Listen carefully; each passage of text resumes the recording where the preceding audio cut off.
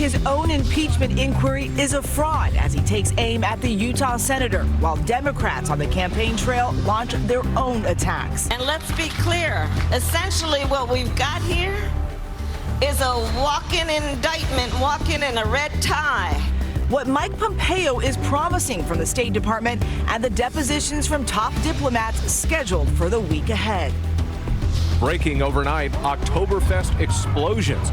A transformer erupting into a fireball. You could see the fire roll up from the sides of the building. At least 4 people hurt, others set running for the exits. The search for a cause this morning. Mysterious death. A key witness in the Amber Geiger trial shot to death in Dallas. The critical testimony he gave in the trial of a former police officer who shot a man, claiming she entered the wrong apartment. Battle Royal, a British tabloid pushing back after the Duke and Duchess of Sussex file a lawsuit, with Meghan's dad now revealing why he went public with his daughter's very personal letter. And survival tale. The dog trapped under rubble from Hurricane Dorian, pulled out alive weeks later. How he has survived is a miracle. How he was spotted in the massive destruction. Live from ABC News in New York, this is Good Morning America. All right, I kind of want that dog. What a story that is. Cute. Yeah. Rob Marciano has that story coming up. Good morning. Happy Sunday, everybody. Just to be clear, our show is only 1 hour today. We're now on for 2 hours on Saturdays, but until further notice, Sundays are a 1 hour affair. And there is a lot of news to pack into this 1 hour. We're covering the latest in the fast-moving impeachment story. President Trump taking to Twitter, defending himself and attacking the Democrats. But why was he calling for the impeachment of a member of his party? And that is coming up, but we want to start here with some breaking news. A shooting at a Kansas City bar overnight, leaving 4 people dead. Others rushed to the hospital. ABC's Stephanie Ramos is here with the very latest. Stephanie, good morning. Good morning. This is all unfolding as we speak. Investigators are currently on the scene. Authorities are searching for a suspect. They say agents with the ATF are also joining the investigation. Kansas City police say a Hispanic man entered a bar on 10th and Central Avenue overnight and opened fire, killing 4 people. At least 9 people were shot. Authorities say the 5 who were injured are in stable condition right now. Detectives are working to collect any surveillance video as they try to figure out what happened. Again, guys, no one is in custody at this time. We'll be following this throughout the day. All right, Stephanie Ramos, thank you. And we want to bring in ABC News consultant and ex-FBI Special Agent Brad Garrett from our Washington Bureau. Good morning, Brad. Good morning. This investigation is just starting. The police, they're actually waiting to get into that bar now. No suspect, as you heard Stephanie mention, in custody. What are police doing to ID this shooter? 2 things. One, interviewing the people that survived or were in or near the bar. The second is to pull all the surveillance video in the bar, outside the bar, and the surrounding streets, because obviously the shooter either arrived in a car or he walked. And so the combination of the two may give them a piece of information. Additionally, in these type of shootings, it's not uncommon for people to call in. So they may be already dealing with tips as to who the shooter might be. Now, historically, shooters don't flee the scene of mass shootings like this. What does this tell investigators about this particular shooter? Well, maybe a different motive. You know, if you look at mass shootings across the board, a large percentage either shoot themselves or the police shoot them. Nicholas Cruz at Parkland was an example of somebody who did flee the scene. So we'll have to see what his motive is. But clearly in shooting and then escaped. So maybe a whole different mindset potentially as to what drove him to commit this shooting. Brad Garrett for us there in Washington. Thank you so much this morning. The impeachment battle not taking the weekend off. President Trump firing off a series of angry tweets attacking both the Democrats and a prominent member of his own party. Matt Dowd is standing by with analysis, but we're going to begin our coverage here with ABC's David Wright, who's right there at the White House. David, good morning to you. Good morning, Dan. As another busy week in the impeachment inquiry begins, the president is sending a warning to any Republicans who might be tempted to break ranks. This weekend, he has sought to make an example of Mitt Romney, who dared to criticize his conduct.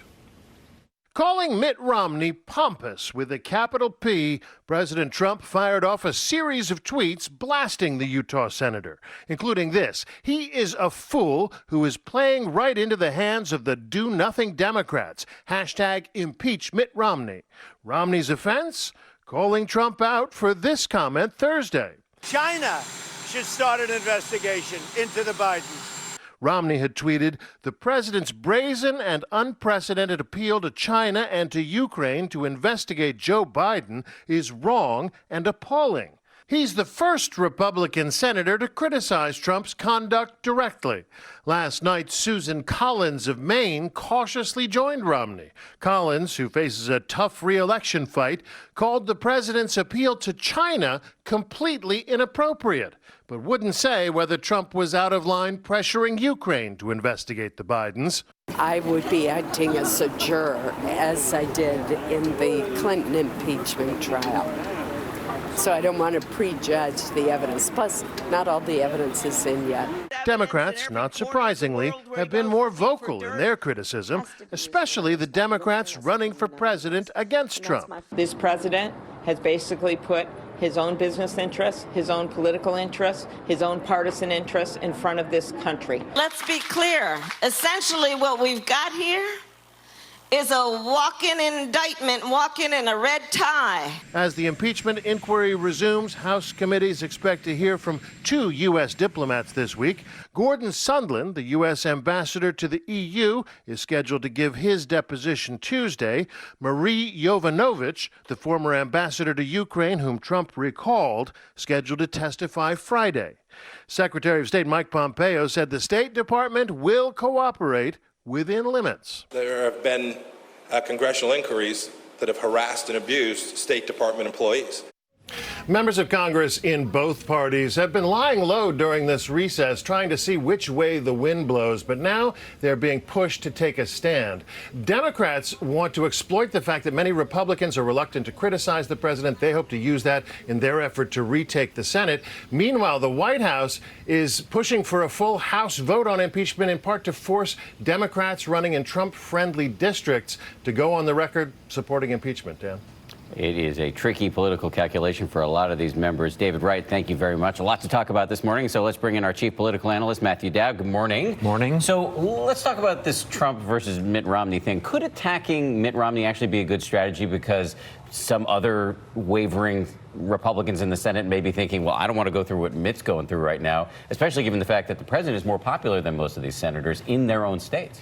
Well, it has been his strategy all along. Anytime anybody goes against him, regardless of party, he attacks them and tries to push them back on this. I saw where Mitt Romney's response to this attack, this trick or tweet by the president, was sending out a picture of him and his wife with his grandkids in a pumpkin patch in the course of this. I think the problem Donald Trump has with this is if the House impeaches, it goes to the Senate, and Mitt Romney literally is a juror in the Senate to decide his fate. And my thought is always, you don't attack the jurors in such a way they're going to make the decision on your case.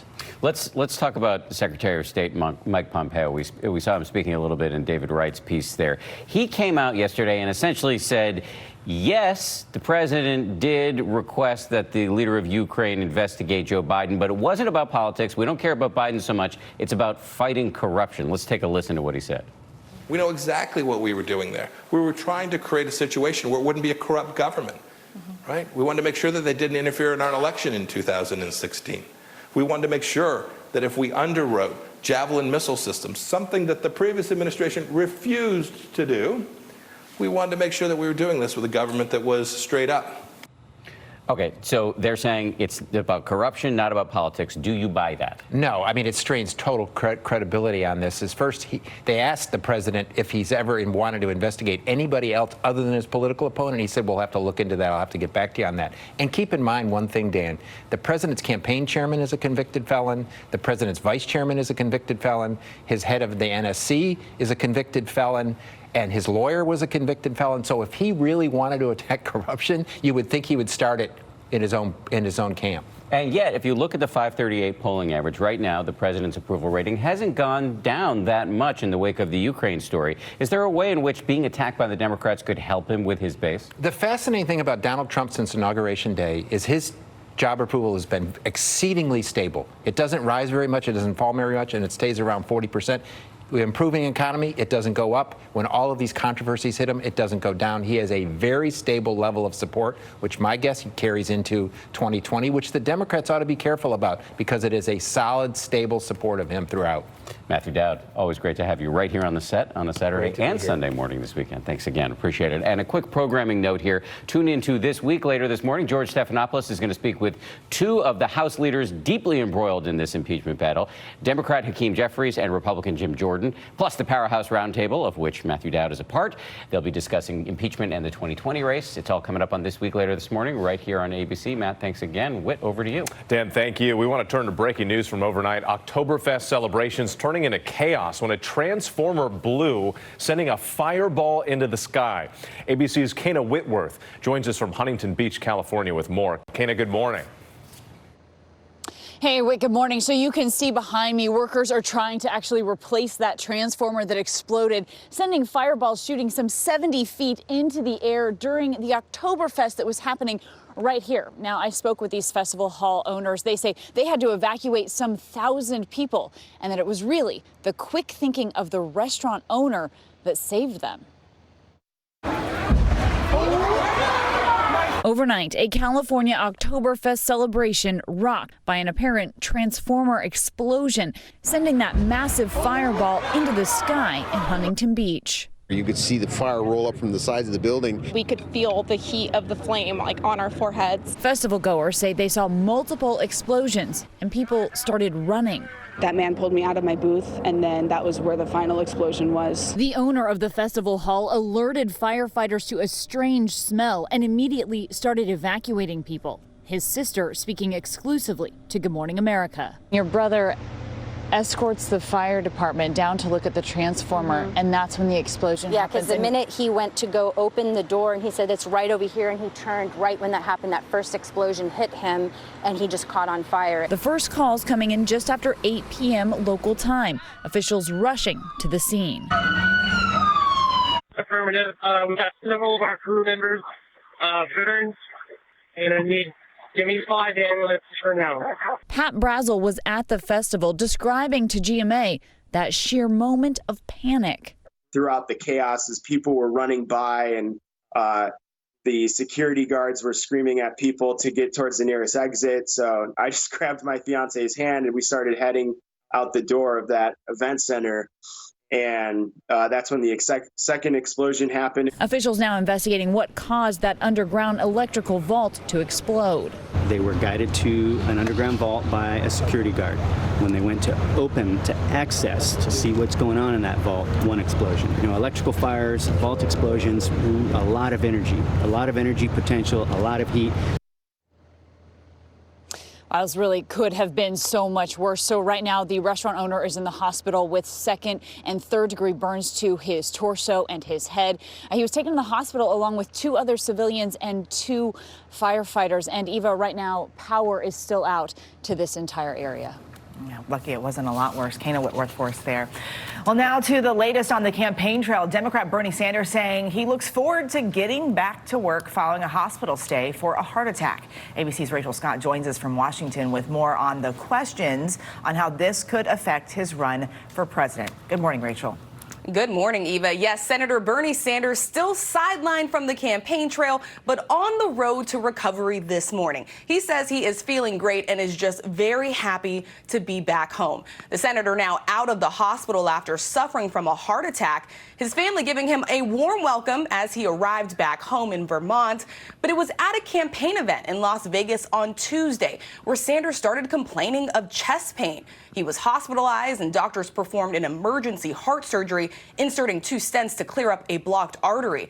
But the Sanders campaign is looking to push past this. The senator will be on the stage for the next Democratic debate on October 15th, and his campaign has already resumed a $1 million advertising push in Iowa. Sanders is the oldest candidate in the race at 78 years old, and I can tell you I have caught up with the senator on the campaign trail. He often packs a lot into the day. It's unclear at this point if that pace can continue when he returns back to the trail. Dan? That is a big question. Rachel, thank you so much. Really appreciate it. We're going to turn now to some really horrifying surveillance video released by police in San Diego. It shows a mother allegedly threatening to blow up a church and pointing a gun at parishioners while holding her baby. The video shows Anna Conkey clutching her 10-month-old son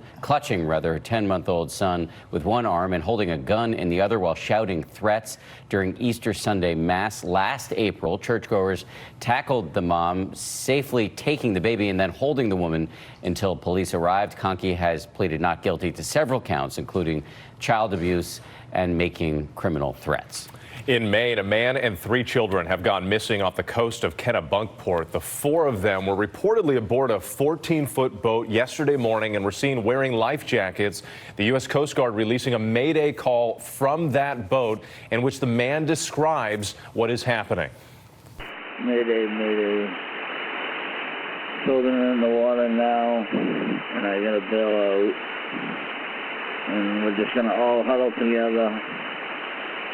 I'm going to try to get us back on the top of the John boat. John boat is flipped over at this time.